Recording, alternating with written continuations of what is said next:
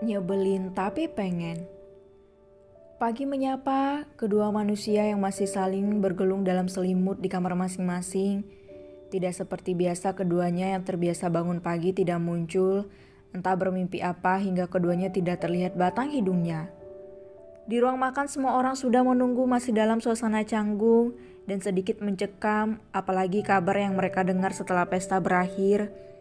Sungguh membuat suasana yang biasanya terasa hangat berubah. Prea dan Alexo hanya bisa saling melirik sambil menghela napas pelan. Alexo sudah tahu akan jadi seperti ini bila semua orang tahu. Sayang, di mana si kembar? Mungkin masih tidur sayang, pasti mereka sangat lelah. Keadaan hening kembali untuk beberapa saat. Mereka makan dengan tenang karena yang ditunggu tak kunjung menunjukkan batang hidungnya. Setelah selesai, Diarta langsung pergi diikuti Rhea dari belakang, menyusul suaminya yang masih terlihat kecewa meski sebenarnya dia senang. Di meja makan, "Kakak, apa Peli keterlaluan?" Peli menunduk, perasaannya campur aduk antara takut, senang, lega menjadi satu. "Kamu sudah besar, sudah bisa memutuskan apapun demi kebaikanmu sendiri. Tenanglah, Dedi sama Momi hanya masih kecewa tidak akan berlangsung lama. Nanti sore ajak Arya ke rumah ini." "Baiklah," ucap Peli terdengar lirih. "Sayang." Alexo mengecup pipi dan dahi pria lembut membuat Peli mencebikkan bibirnya kesal. "Jika kamu mau seperti ini minta sama Arya," kutus Alexo pada adiknya itu.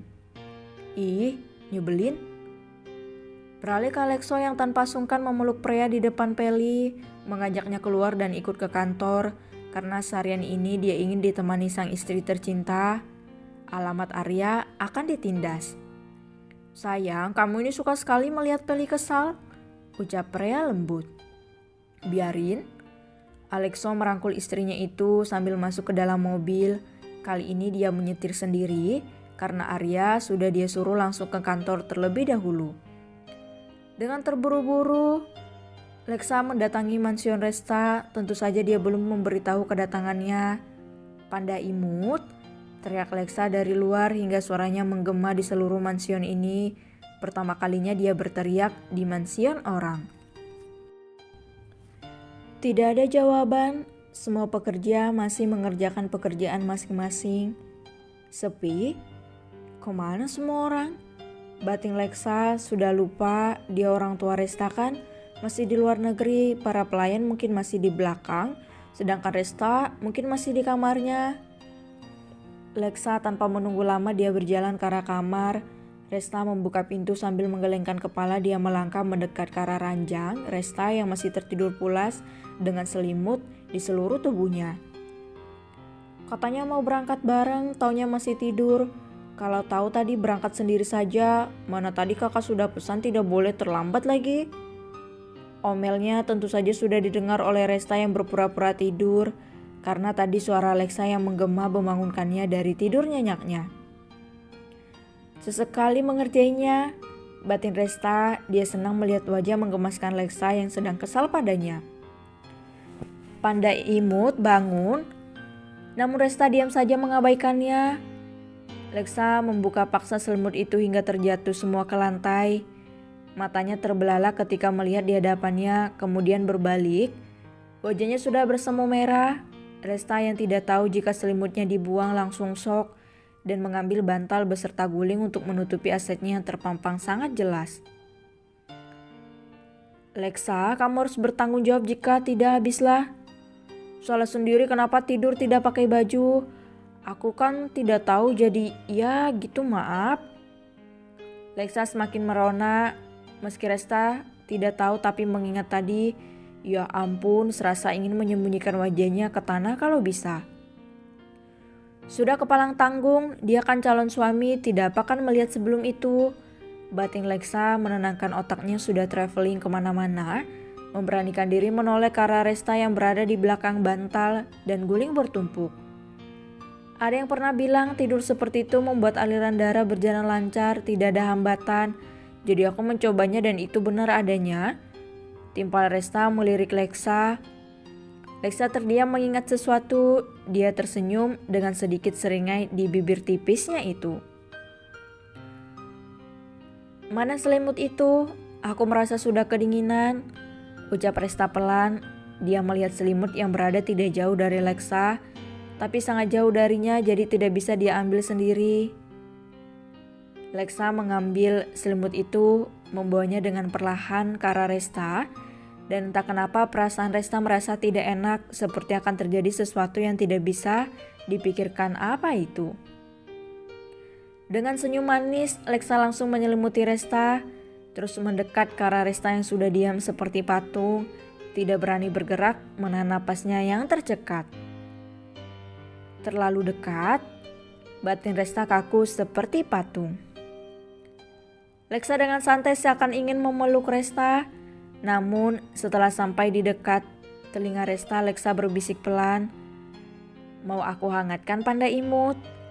Goda Lexa sambil meniup telinga Resta yang membuatnya meremang. Desiran aneh yang menjalar di kulitnya meski tertutupi selimut, jantungnya seakan berdetak lebih kencang. Brak! Suara pintu yang terbuka dengan kasar. Bruk! Saking kagetnya kedua orang itu terjatuh di lantai karena Lexa yang ingin mundur, tiba-tiba kakinya tidak sengaja terinjak, apalagi suara pintu yang mengagetkan mereka. Alex sudah berada di ruangannya, menghela napas berkali-kali. Dia bosan apalagi menunggu, dia paling tidak suka menunggu. Semua harus sesuai waktu yang dia tentukan. Alex beranjak dari kursinya, melangkah keluar ruangannya tentu dengan tatapan dingin serta wajahnya yang datar. Dia melangkah di lorong kantor menuju ruangan Lexa, namun setelah membuka pintu tidak ada orang yang dia cari. Dengan berdecak kesal, Alex pergi ke ruangan Arya. Paman Arya yang sedang mengerjakan pekerjaannya berhenti dan menatap Alex, yang wajahnya sudah tidak bisa diartikan antara marah dan kesal. "Ada apa? Sedang mencari apa di ruangan Paman?"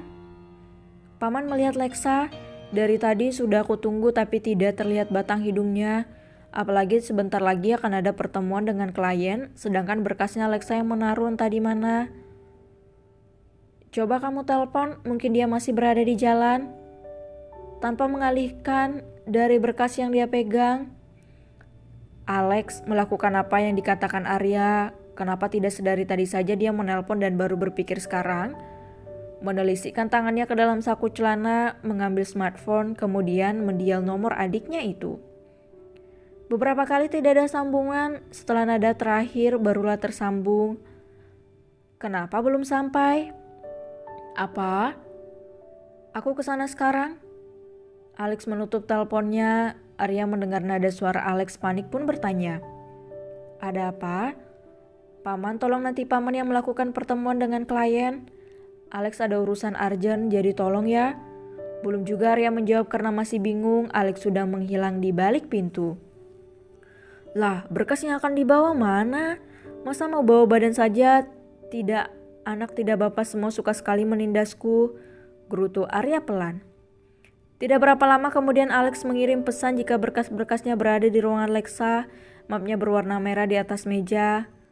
Arya merasa lega setelah mendapat pesan dari Alex, kemudian beranjak ke ruangan Lexa mencari berkas yang dimaksud.